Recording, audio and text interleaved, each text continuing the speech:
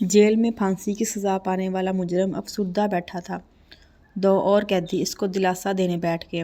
कैदी ने कहा, यार ये दुनिया फ़ानी है, हम सब ने एक न एक दिन जाना है। बस एक कतार में सब खड़े हैं, कोई आगे तो कोई पीछे, और मौत से तो काफिर लोग डरते हैं, हम तो माशाअल्लाह मुसलमान हैं। फांसी की सज़ा पाने वाला मुजरम ने कहा, मैं मौत से नहीं डरता, बस एक ही फ़िक्र खाई जा रही है। दूसरे कैदी ने पूछा, क्या मतलब?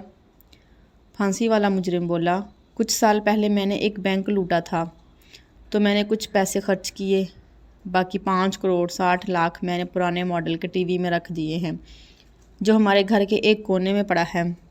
कल तो मुझे फांसी दे दी जाएगी और मेरी बीवी को पता तक नहीं चलेगा। कैदी ने वादा किया, मैं तुम्हारी बीवी को बता दूंगा, बस आप हमें अपने घर का पता दे दीजिए। फांसी वाले मुजरिम ने पूरा पता बता दिया। कुछ अरसा बाद दोनों कैदी रिहा हुए तो मतलूबा पता पर पूरी तैयारी के साथ रवाना हुए। जब पहुँचे तो इस घर का दरवाज़ा खटखटाया। एक औरत ने दरवाज़ा खोलकर पूछा, जी फरमाएं। कैदी नंबर 1, जी हम ओल्ड कल्चर डिपार्टमेंट की तरफ से आए हैं, आपके घर में जो भी चीज़ पुरानी है हम अच्छी कीमत पर आपसे ख़रीद लेंगे।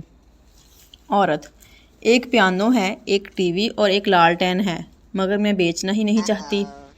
ये कहते हुए दरवाज़ा बंद कर रही थी कि कैदी ने कहा, आप हमारी ऑफ़र तो सुन लें। औरत रुक गई। कैदी नंबर 2, 4 लाख पियानो के, 5 लाख टीवी के और लालटेन 2 लाख के तो सौदा मंजूर है। औरत ने नहीं कहकर दरवाज़ा बंद कर दिया। मगर कैदी नंबर 1 ने रेट बढ़ाकर कहा, चलो ठीक है, पियानो 10 लाख, टीवी 8 लाख और लालटेन 5 लाख में ख़रीद लेंगे। औरत ने कहा, ठीक है, मगर मुझे तुम लोगों पर भरोसा नहीं है, ये सब कुछ यहाँ के थाने में तय करेंगे।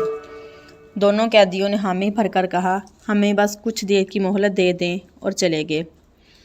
दोनों ने अपनी सारी जमा पूंजी निकाल ली, जो कि गलत तरीके से कमाई गई थी, और मुकर्ररा वक्त पर थाने पहुँच गए। सब कुछ कानूनी तौर पर हुआ।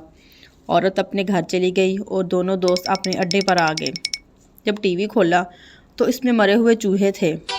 दोनों ने अपने सर दोनों हाथों से पकड़ लिए और समझ गए कि इस फांसी की सज़ा पाने वाले फ्रॉडिये ने मरते मरते हमें चूना लगाकर अपनी बीवी के लिए सारी उम्र के खर्चे का बंदोबस्त कर दिया है।